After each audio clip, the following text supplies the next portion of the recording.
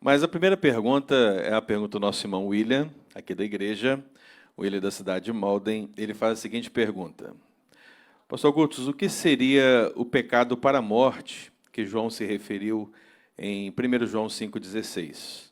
Seria a doutrina ensinada pelos docetas ou gnósticos, ou seriam esses os nicolaítas de Apocalipse 2,6?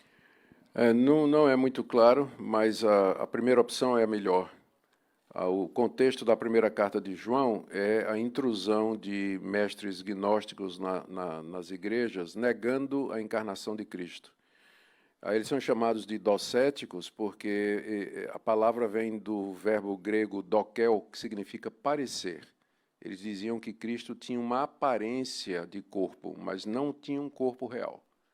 Isso era por conta do dualismo do neoplatonismo, que era a filosofia que dominava na época, que dividia a realidade em dois andares. O andar de cima, que era o mundo das ideias de Platão, das coisas verdadeiras como são, e o andar de baixo, que era um reflexo imperfeito das ideias. Então, por exemplo, essa caneca aqui é um reflexo imperfeito da caneca ideal no mundo das ideias. Então, o mundo espiritual, que é o andar de cima, o mundo de Deus, do espírito, das virtudes, era superior ao mundo de baixo, que era tangível, palpável. Então, eles não admitiam que Cristo, que era do andar de cima, passasse para o andar de baixo ao tomar um corpo humano. Então, eles não aceitavam encarnação, ressurreição, e eles estavam invadindo as igrejas e ensinando isso aí. Então, João, quando escreve a sua carta, escreve para avisar os crentes a respeito desse erro. Ele considera isso como sendo fatal, uma heresia, e diz que os que seguem isso aí não são de Deus, realmente não são, são falsos profetas.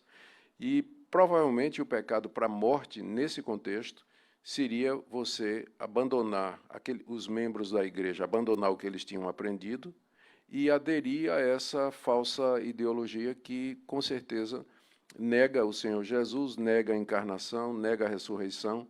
Então, é o que a gente chama de apostasia, e que, de fato, é para a morte, não é? E que, se acontecer isso, João diz, nem ore por essa pessoa, porque quando ela faz isso, é sinal de que ela já está no caminho da perdição.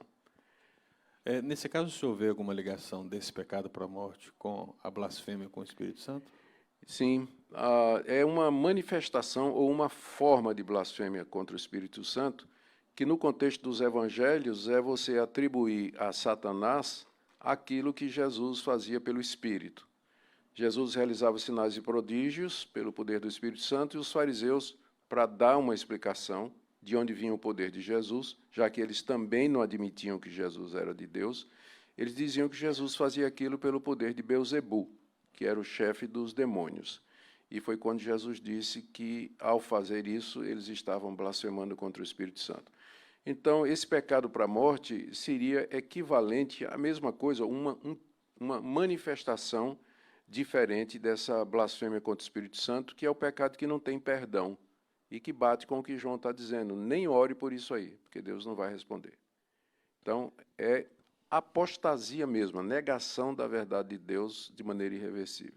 É natural, reverendo, que quando a gente começa a falar da blasfêmia contra o Espírito Santo e o pecado de morte, que alguns cristãos começam a perguntar: será que eu posso cometer esse tipo de pecado?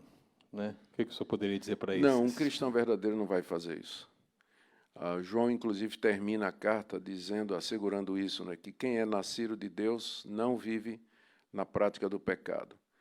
E a pessoa que é verdadeiramente convertida, ela não faz isso. Infelizmente, muitas igrejas pentecostais e neopentecostais, para manter os fiéis na igreja e evitar questionamentos, classificam como blasfêmia do Espírito Santo qualquer questionamento que um membro faça a manifestações. Por exemplo, se um membro da igreja questionar se aquelas línguas são línguas verdadeiras, aí eles vão dizer, meu irmão, você está blasfemando contra o Espírito Santo. Ou então, se ele questionar o que um profeta disse, diz, você está blasfemando contra o Espírito Santo. Então, isso é usado como mordaça para inibir o crente verdadeiro de fazer o que a Bíblia manda, de testar os espíritos. Não é blasfêmia contra o Espírito Santo. você examinar manifestações e falas para ver se elas procedem de Deus ou do coração humano corrompido, porque é possível. Não é?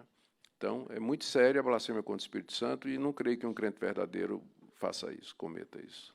Então tenhamos paz no nosso coração, irmãos, nós que somos da luz e não das trevas.